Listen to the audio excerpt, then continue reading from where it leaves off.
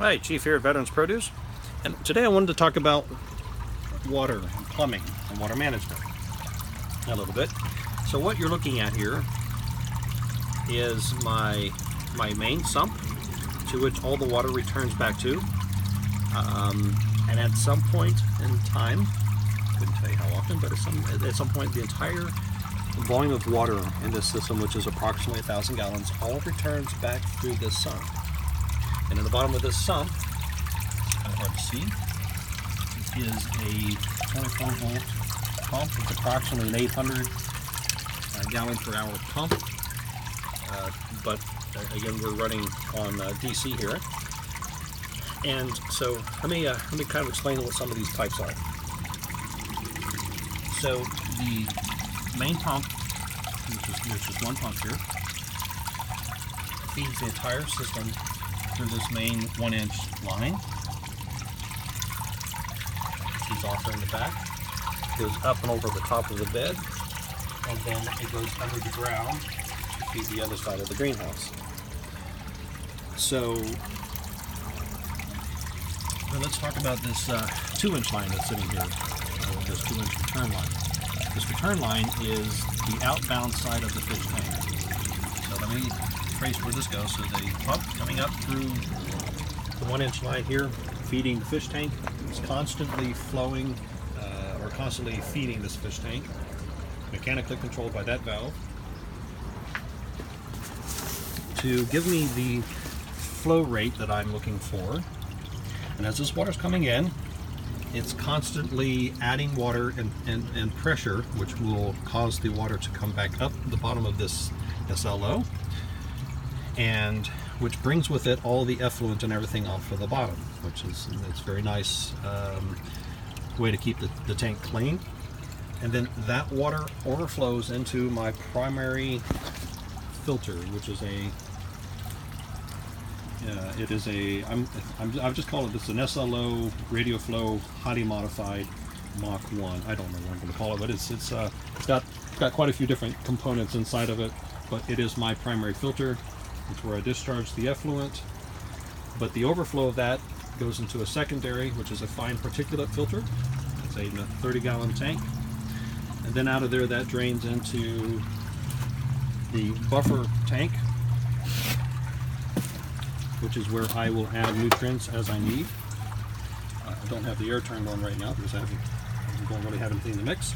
But all the 2-inch line feeds in here and then comes back out and subsequently returns back down to the sump. So all the water returns to this sump. The flow rates of that sump are controlled again by the mechanical valve. So you want the water to settle in the primary filter. You don't want the water passing too quickly through here. And I believe that the rate is approximately 20 minutes. You want the water to set in here for about 20 minutes before it continues back into the sump. I couldn't give you an exact number on that. I've just figured out, just from trial and error, what the flow rate needs to be, because ultimately you don't want the fish effluent to return back to your sump, because the pump and the sump will pass it into the rest of the beds, and then you'll end up with a buildup of fish effluent in the bottom of my rock bed, which is not a good thing.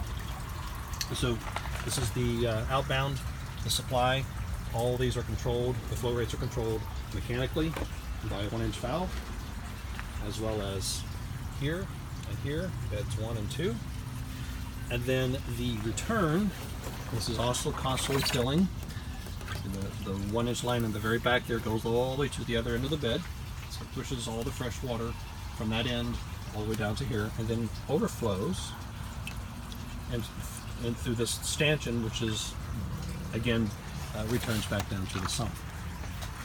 Same thing for this bed. If I can get in here.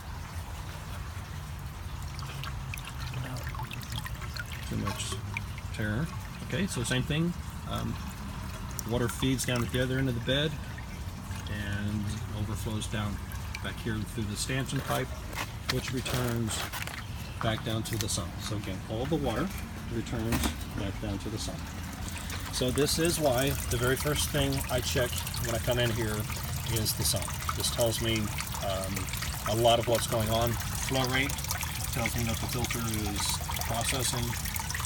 The returns from these 1 inches on from the bed is kind of hard to see, but it just tells me that all the water is flowing. This is how I can have a visual cue that the water is actually returning. Because the water does fall, I do lose a little bit just from evaporation, but I need that visual just to let me know that the water rate is traveling at the rate that I want. So again, just wanted to talk a little bit about this sump and how the water comes back to one point. Again, it has one pump, one single point of mechanics, so you don't have a whole lot of individual pumps that you have to balance. But it also means that that one pump, if it fails, then that's a single point of failure. However, in that case, I have a standby pump here. It's already wired. Wire's buried under the ground. There's a little dirty here, but so this is on a slip fitting, and so in the event that that primary pump fails, I would simply just disconnect the slip fitting there and slide the secondary pump in, go turn on the on switch, and I'm back up in no time at all. So it's important to plan for the what ifs. They do happen. That pump actually got clogged up and stopped at one point in time. There was some gravel that got kicked in here, and so it happens. So it's always good to be prepared for that. So that's kind of an overview of plumbing in this particular system. It's important that to understand that although this kind of looks complicated, and this is not. This is just how I solve this particular requirement of moving water around. There's many different ways to do this.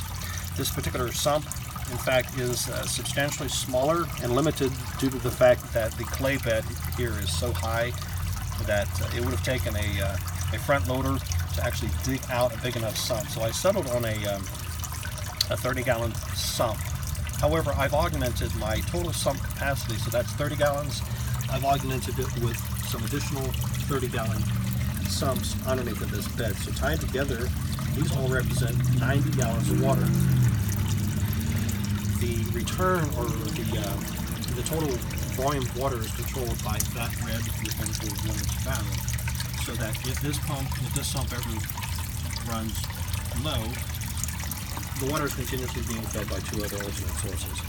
That sump would never run low, and just because all the other water was sitting in it. But I'm just trying to get the point that if I were gone for days and days and days and the water evaporated down, it's actually still being fed by 60 gallons of standby. So theoretically, I could probably be gone for weeks on end before that would be a problem.